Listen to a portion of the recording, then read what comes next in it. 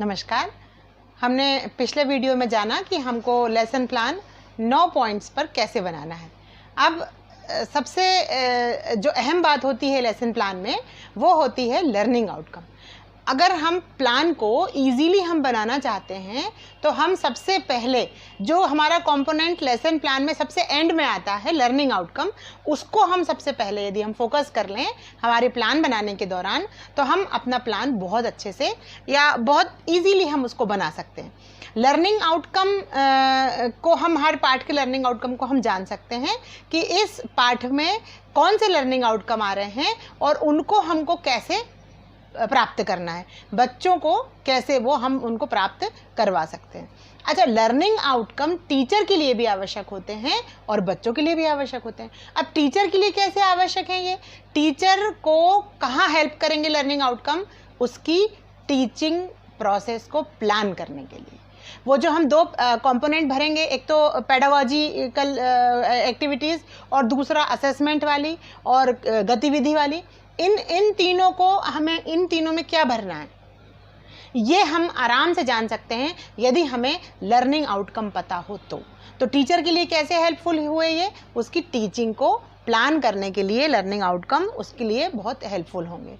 और दूसरी चीज़, appropriate teaching strategy, उपयुक्त कौन सी हमें अपना टीचिंग स्ट्रैटेजी लगानी है उसमें। फॉर एग्जांपल, मुझे एक ग्रुप के बच्चों को ये सिखाना है कि वो अपना नाम पेपर पेंसिल पे कैसे लिखें और एक ग्रुप को मुझे ये सिखाना है कि वो कंप्यूटर में अपना नाम कैसे लिखें।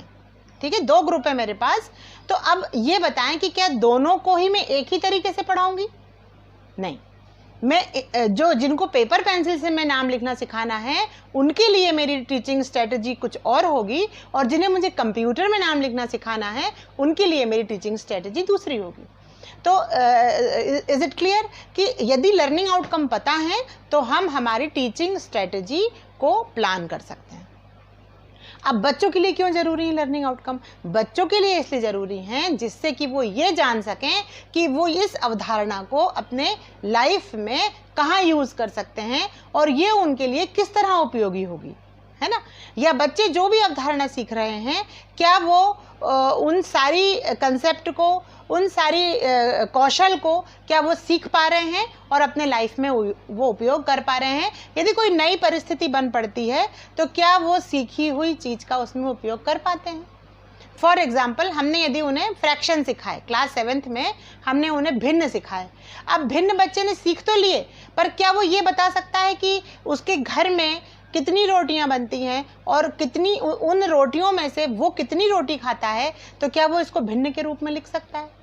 तो ये नई परिस्थिति हो गई उसके लिए। क्लास से घर में, जब वो क्लास में भिन्न पढ़ के आया और वो घर में आया है तो ये परिस्थिति उसके लिए भिन्न हो गई है।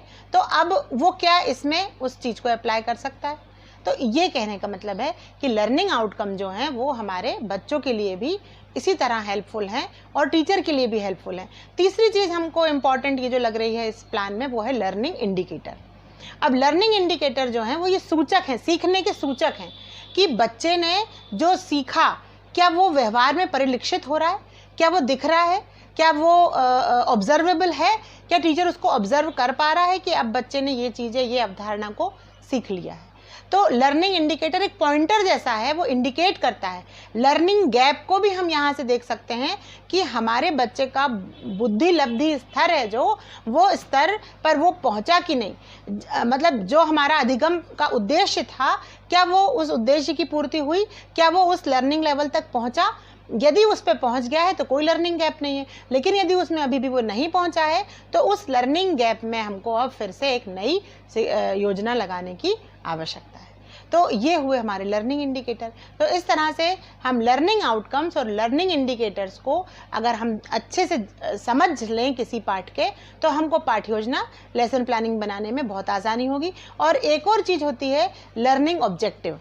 इस प्लान में हमको नहीं लिखना है, लेकिन हम शिक्षक हैं, हमें पता हो कि लर्निंग ऑब्जेक्टिव जो हैं वो हमारे लिए हैं, वो टीचर सेंटर्ड हैं और वो ये बताते हैं कि इस पर्टिकुलर कंटेंट को, इस अवधारणा को पढ़ाने के लिए हमें क्या क्या प्रोसेस अपनाने हैं और इस प्रोसेस को जो प्रोसेस हम अपनाएंगे उससे हमारे उसको जांचने के लिए लर्निंग आउटकम्स होते हैं। कि जो कंटेंट हमने पढ़ाया, जो प्रोसेस हमने उसमें यूज़ किया, जो गतिविधि, जो पेडागोजी हमने यूज़ की, क्या उससे हम अपने लर्निंग आउटकम को प्राप्त कर पाए। तो ये टीचर सेंटर्ड होते हैं लर्निंग ऑब्जेक्टिव्स, व्यापक होते हैं, और जो लर्निंग आउटकम है ये चाइल्ड सेंटर्ड होते हैं, मेजरेबल होते हैं, और इनको हम ये बच्चों के लिए यूज़फुल होते हैं। और हमारे लिए कैसे यूज़फुल होंगे कि हम अपनी प्लानिंग कैसे कर सकते हैं। और लर्निंग इंडिकेटर जो होते हैं वो एक सीखने के सूचक हैं, वो व्यवहार में परिलक्षित होते हैं कि अगर बच्चे ने कोई चीज़ सीख ली है तो उसके व्यवहार में यदि परिवर्तन आया है तो हमको ये मानना पड़ेगा, या ये हम मानकर संतुष्ट हो जाएंगे कि अब कोई लर्निंग गैप नहीं रहा और बच्चा अपने बुद्धि लब्धि स्तर को प्राप्त कर चुका है। तो इन चीज़ों का यदि हम ध्यान रखते हैं तो हम बहुत अच्छे से हमारी लेसन प्लानिंग कर सकते हैं। Thank you.